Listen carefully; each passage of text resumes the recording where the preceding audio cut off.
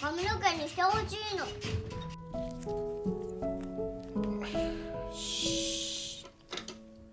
Oke, どうかな? Film ini mengisahkan tentang seorang pria pekerja kantoran yang bernama Daikichi. Tidak sengaja ia harus mengasuh dan merawat seorang anak yatim yang bernama Rin. Ayah kandung Rin telah meninggal dunia dan ibunya pun juga pergi meninggalkannya. Sejak mengasuh Rin, kehidupan Daikichi berubah menjadi lebih baik. Bagaimana kisahnya? Sekarang langsung kita masuk aja ke dalam alur cerita filmnya. Film ini dimulai ketika menampilkan seorang pria yang bernama Daikichi. Di hari itu kakeknya meninggal sehingga membuat Daikichi harus segera pulang ke kediaman kakeknya tersebut. Di halaman rumah, Daikichi bertemu dengan seorang gadis kecil. Saat saling bertatapan, gadis kecil itu terlihat sangat heran sekaligus ketakutan. Kemudian Daikichi pun masuk ke dalam rumah. Ia mendapatkan reaksi yang sama dengan keluarga yang belum pernah ia temui sebelumnya. Ternyata hal yang membuat mereka bereaksi seperti itu karena Daikichi terlihat sangat mirip dengan kakeknya tersebut. Bahkan tidak sedikit yang sangat antusias menunggu kedatangannya setelah mendengar Daikichi sangat mirip dengan kakeknya. Sesampainya di rumah dan bertemu ibunya, Daikichi pun bertanya siapa gadis kecil yang menyendiri itu. Sang ibu menjelaskan kalau gadis itu adalah anak hasil hubungan gelap kakeknya. Oleh sebab itu, gadis itu berada di sana. Daikichi sempat mengolok ibunya dengan mengatakan kalau gadis itu berarti adalah adiknya. Namun, ibunya meminta Daikichi untuk berhenti mengada-ngada dan memintanya untuk segera membantunya. Awalnya Daikichi tidak menyukai sikap Rin yang berlari ke sana kemari di hari pemakaman ayahnya itu. Ia juga meminta adiknya yang bekerja sebagai guru TK untuk memberi pelajaran pada Rin. Tapi adiknya yang bernama Kazumi menolak dan mengatakan kalau dia saat ini sedang di rumah, bukan di tempat kerja. Sebelum dimakamkan, semua orang memberikan setangkai bunga di peti mati si kakek. Melihat hal ini, gadis kecil yang bernama Rin itu pun mengambil beberapa tangkai bunga bluebell.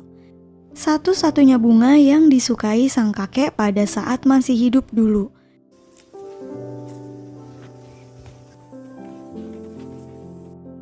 Setelah itu dengan bersusah payah, Rin pun meletakkan bunga tersebut di dalam peti mati kakek tersebut.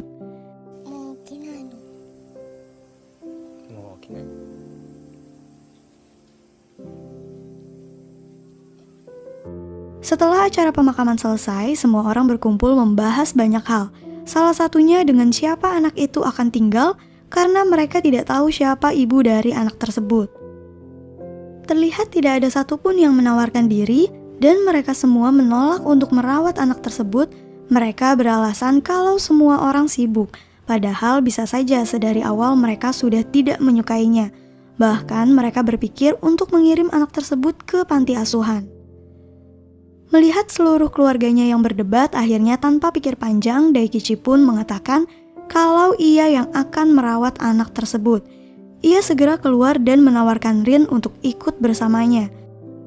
Semua orang, termasuk ibunya, tentu saja heran melihat keputusan putranya itu. Namun, karena tidak ada pilihan lain, akhirnya mereka mengizinkan Daikichi membawanya dan memberikan beberapa dokumen Rin.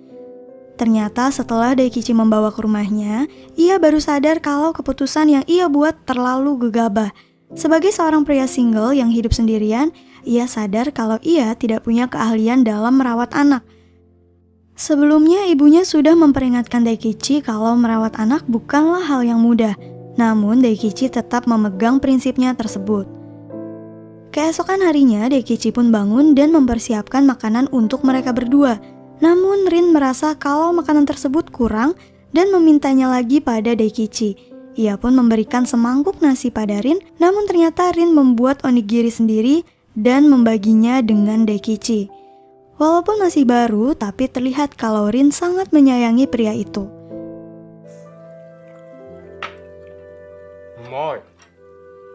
Setelah itu, Daikichi pun membawa Rin untuk berbelanja. Di sana ada beberapa ibu-ibu yang mencoba mentertawakannya yang membuat Daikichi mengambil beberapa rok dan meminta Rin untuk pulang. Namun Rin mengatakan kalau mereka tidak bisa memakai rok di playground. Lagi-lagi Daikichi tidak memperhitungkan kalau anak itu sudah masuk usia playground. Malam harinya ia mencoba mencari informasi tentang playground sambil memandangi majalah.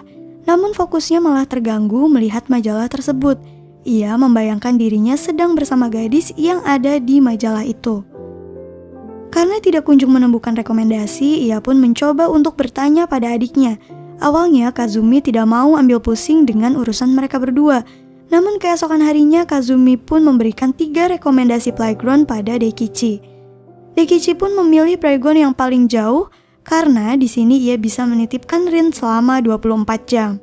Alasan Daikichi memilih playground yang paling jauh adalah karena jam kerjanya yang terbilang lama, ia bekerja di kantor dari pagi hingga malam, sehingga bisa menjemput Rin ketika pulang bekerja saja. Keesokan harinya, Daikichi pun segera membawa Rin ke playground tersebut. Di waktu jam sibuk itu, Daikichi harus membawa Rin di antara kesibukan para pekerja.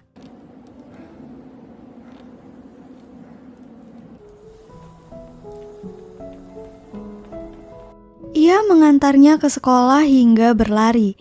Ketika sudah sampai di sekolah, mereka sudah terlambat dan meminta guru untuk memakluminya.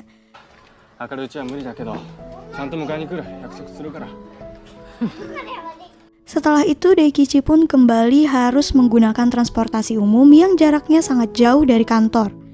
Sesampainya di kantor, ia pun terlambat yang membuat semua orang heran, padahal hal ini tidak pernah terjadi sebelumnya. Di hari pertama Rin masuk sekolah, ia menunggu Daikichi hingga larut malam. Bahkan ia menjadi siswa terakhir yang berada di sekolah tersebut dan membuatnya cemberut. Namun setelah melihat Daikichi menjemputnya, membuat Rin akhirnya tersenyum kembali. Kegiatan ini berulang setiap harinya, di mana setiap pagi Daikichi harus mengantarin ke sekolah yang sangat jauh. Dengan mengendarai transportasi umum yang sangat sempit, ia juga menggendongnya, kemudian pergi bekerja dan menjemputnya hingga larut malam. Sehingga hal ini membuat mereka sangat kelelahan. Hal ini pun membuat Daikichi untuk melakukan keputusan yang sangat besar. Ia meminta untuk dipindahkan ke divisi lain yang jam kerjanya lebih singkat, agar ia bisa menjemput Rin tepat waktu. Manajernya mengatakan kalau mereka sudah punya aturan tersendiri untuk orang yang punya anak. Namun Daikichi terus meminta agar ia memberikan pengertian, sehingga manajernya tersebut mengizinkan Daikichi untuk pindah. Sebagai seorang karyawan yang baik, rekan-rekannya sangat menyayangkan keputusan Daikichi tersebut. Selain itu, ia juga memindahkan Rin ke playground yang jaraknya tidak terlalu jauh dari rumahnya. Di hari pertama bekerja di divisi lain, Daikichi terlihat ketakutan melihat rekan-rekan kerjanya yang terlihat menakutkan, karena badan mereka lebih besar dibandingkan dengan Daikichi. Namun setelah bergaul dengan orang-orang tersebut, ia pun paham kalau ternyata mereka adalah orang-orang yang sangat baik. Bahkan ayah yang selalu bertanggung jawab untuk keluarganya. Dengan cepat, Daikichi bisa bergaul dengan orang-orang tersebut. Sementara di sekolah, Rin yang pendiam akhirnya juga mempunyai seorang teman, ia bernama Kauki. Waktu pun terus berlalu, dan suatu pagi Daikichi melihat air di tempat tidurnya.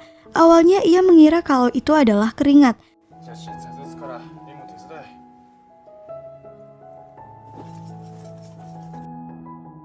Namun ternyata beberapa malam ini hal tersebut terus terulang kembali. Akhirnya ia pun tahu kalau Rin yang mengompol di tempat tidur. Rin segera mengganti bajunya agar tidak ketahuan Daikichi. Akan tetapi Daikichi mengatakan kalau Rin tidak perlu takut dengan hal tersebut. Sejak kejadian ini Daikichi juga meminta Rin untuk buang air sebelum tidur. Namun Rin yang tidak kalah pintar berbohong pada Daikichi karena sebenarnya ia takut pergi ke toilet sendirian saat malam hari. それとも漏らしちゃった時は着替えるだけだ。リンはまだちっこいんだから気にするな。 Di malam itu, tanpa diduga, Rin bertanya, apakah suatu saat nanti Daikichi juga akan mati seperti kakeknya? Hal ini membuat Daikichi terdiam sejenak, kemudian menunduk dan mengatakan kalau ia tidak akan mati. Mungkin saat itu Rin sangat takut kalau orang yang ia sayangi akan meninggalkannya lagi. 大丈夫だって。当分の死なない。頑丈だから。な、だから心配すんな。Di malam itu Rin dan Daikichi pun menceritakan bagaimana kakeknya. Karena bagaimanapun Rin lebih banyak menghabiskan waktu dengan sang kakek dibandingkan dengan Daikichi sendiri. プップッと鳴らしちゃうの。キコキコプップ、キコキコプップ。 Tiba-tiba Rin bertanya di mana kakeknya sekarang berada. Untuk menenangkan hati Rin, Daikichi menjawab kalau sang kakek selamanya akan selalu ada di hati Rin. Karena suasananya semakin haru, akhirnya Daikichi pun meminta mereka untuk masuk ke dalam rumah dan segera tidur. Sebelum tidur, Daikichi menunjukkan sesuatu pada Rin yang tidak akan membuatnya takut lagi saat tidur di malam hari. Keesokan harinya, Daikichi pun kembali menjemput Rin di sekolah. Gak lama kemudian, ibu Kauki pun menjemput putranya. Di saat itu, Daikichi pun menyadari kalau ibu dari sahabat Rin tersebut adalah wanita di majalah yang ia lihat beberapa waktu lalu. Namun, ibu Kauki tidak menghiraukannya dan segera menyalami Rin.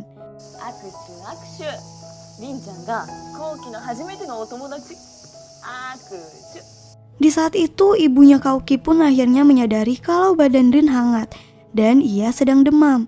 Tanpa pikir panjang, Daikichi segera membawa Rin ke dokter, namun ia tidak melihat klinik di sekitar sekolah tersebut. Melihat hal ini, ibu Kauki segera membawa mereka ke dokter langganannya.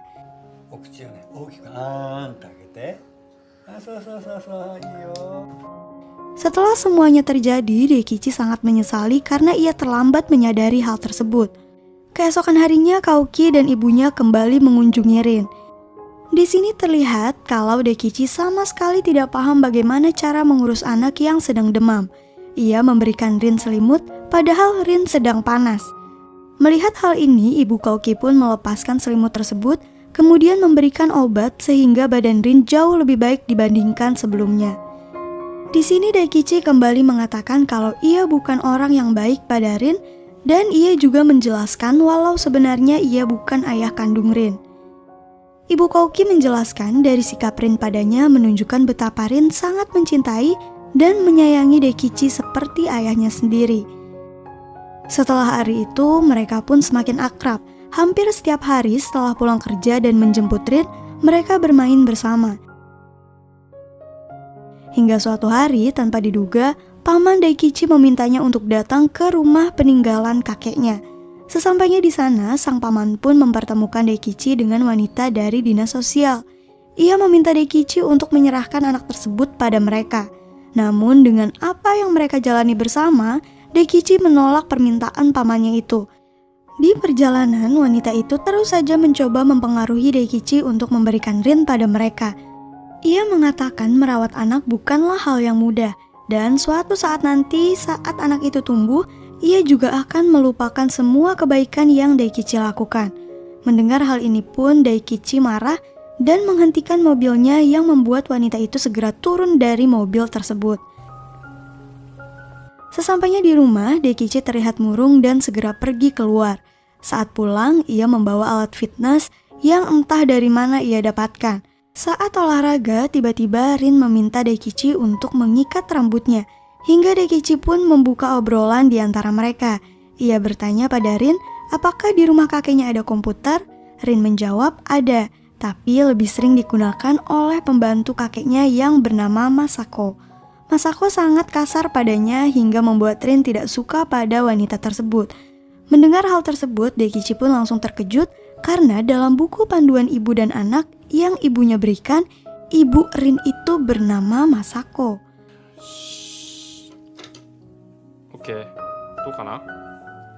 Ketika Rin tertidur, ia pun kembali membuka buku tersebut dan melihat sebuah alamat web. Saat membuka alamat itu, ia terkejut karena alamat itu menuju ke websitenya Masako Yoshi. Ia mencoba untuk membicarakan Rin dengan wanita itu, namun Masako menanggapinya dengan sangat tidak ramah. Akhirnya ia pun meminta Masako untuk bertemu. Keesokan harinya, ia menitipkan Rin ke rumah orang tuanya. Rin terlihat sangat ketakutan karena keluarga tersebut terlihat tidak menyukainya sama sekali. Setelah itu barulah Daikichi pergi menemui wanita tersebut. Wanita yang bernama Masako yang ia temui tidak lain hanya seorang gadis muda. Terus terang, ia mengatakan kalau sejak awal ia tidak menginginkan Rin dan tidak pernah menganggapnya sebagai ibu Rin. Saat karirnya hancur, ia pun bertemu dengan kakek Daikichi yang kasihan padanya, kemudian mengangkatnya sebagai pekerja. Di saat bekerja inilah Masako baru sadar kalau ia sedang hamil bersama pacarnya. Mendengar hal ini, Daikichi sangat kesal dan memintanya untuk menjadi wali sepenuhnya untuk Rin. Ia juga sempat bertanya bagaimana perasaan wanita itu pada Rin. Apakah ia mempunyai sedikit ruang di hatinya untuk Rin? Namun wanita itu sama sekali tidak bisa memberikan jawaban. Setelah keluar dari sana, Daikichi terlihat sangat kesal karena wanita itu sama sekali tidak punya rasa keibuan. Namun tidak lama kemudian Masako mengejarnya dan mengatakan kalau ia benar-benar menginginkan Rin. Ia menyarankan Rin menggunakan nama belakang keluarga mereka agar nantinya urusan Rin bisa lebih mudah. Setelah pulang dari sana, Daikichi pun menjemput Rin ke rumah keluarganya. Terlihat kalau mereka kini sangat akrab, tidak seperti yang Rin takutkan. Saking akrabnya, Rin sampai meminta untuk datang kembali ke sana. Setelah itu Daikichi pun bertanya pada Rin, bagaimana jika namanya diganti menjadi Kawachi. Dengan kata lain, ia akan menjadi ayahnya Rin sepenuhnya. Namun Rin menolak karena ia lebih menyukai nama yang ia gunakan sekarang. Dan Daikichi tetap menjadi Daikichi yang ia kenal sekarang ini. Waktu pun terus berlalu.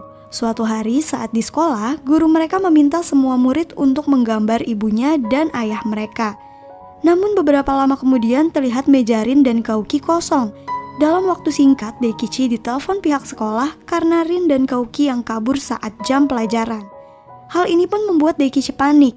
Ia dan semua karyawan di sana segera keluar mencari anak tersebut. Bukan hanya mereka saja, Daikichi juga menelpon kedua orang tuanya dan adiknya untuk membantu mencari Rin. Di saat yang sama, ibu Kauki juga ditelepon pihak sekolah sehingga ia melarikan diri dari tempat kerja untuk mencari putranya. Sementara di tempat berbeda, Rin dan Kauki terlihat berjalan entah kemana dan seorang pria berambut panjang melihat mereka, kemudian membawanya masuk ke dalam hutan. Di jembatan saat mencari Rin, Daikichi melihat ibu Kauki dan mengejarnya. Karena tidak kunjung menemukan mereka berdua, akhirnya mereka pun pulang kembali ke rumah. Ternyata saat sang guru meminta mereka untuk menggambar ayah dan ibunya, Kauki teringat dengan ayahnya yang sudah meninggal. Ia segera pergi ke kuburan untuk menemui makam ayahnya tersebut. Di sana ia juga menceritakan kalau selama ini ibunya menyembunyikan kematian ayahnya padanya. Saat mereka kembali ke sana, ibunya akan berpura-pura tersenyum padahal ia sedang menangis.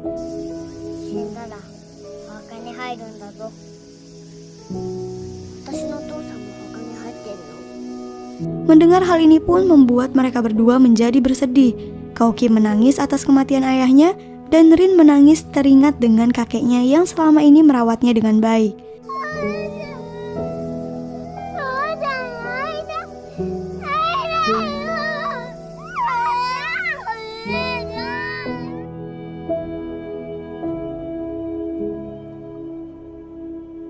Sementara pria tadi ternyata membantu mereka mencari jalan ke makam tersebut. Gak lama kemudian mereka pun kembali ke rumah. Di sana mereka menjelaskan kemana mereka pergi. Mendengar hal tersebut, ibu Kauki segera menangis melihat anaknya yang sedang tumbuh dewasa dengan cepat. Sementara Daikichi segera memeluk Rin karena panik kehilangan anak tersebut. Ia mengatakan kalau kehilangannya membuat semua orang panik dan mencarinya.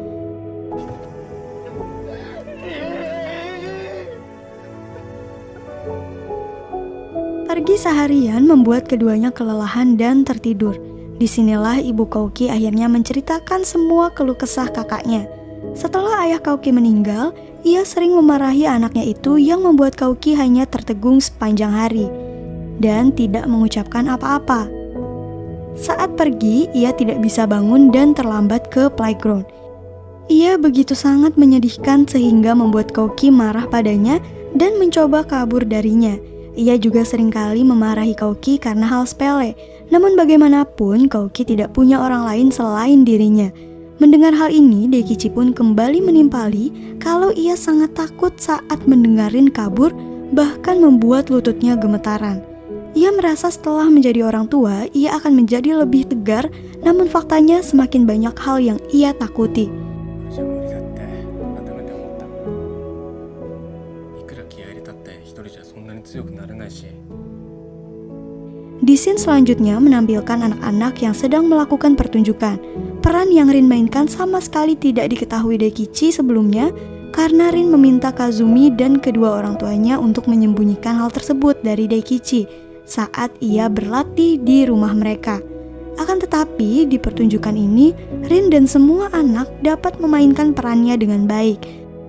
Setelah pertunjukan selesai, Daikichi mengirimkan foto Rin yang menggemaskan pada ibunya. Terlihat Masako sangat menyesal dengan apa yang terjadi. Sekarang putrinya telah tumbuh dengan sangat menggemaskan, namun ia tidak bisa menyentuhnya bahkan memberikan kesan buruk pada gadis kecil itu. お兄ちゃん、この間はありがとね。 どういたしまして。 Film ini ditutup dengan menampilkan Daikichi yang terbangun di pagi hari. Ia melihat Rin yang tumbuh dan secara perlahan bisa melakukan banyak hal. Ia tidak tahu apakah hati Rin telah sembuh, namun yang pasti ia bisa melihat Rin yang lari dengan bahagia darinya. Itu merupakan momen yang paling istimewa yang Rin berikan untuknya. Setelah itu setiap harinya Daikichi, Rin, dan Kouki beserta ibunya pun menghabiskan waktu bersama sebelum mereka pulang ke rumah masing-masing. Dan film pun selesai. Mohon maaf apabila ada kesalahan dan kekurangan dalam video ini. Terima kasih.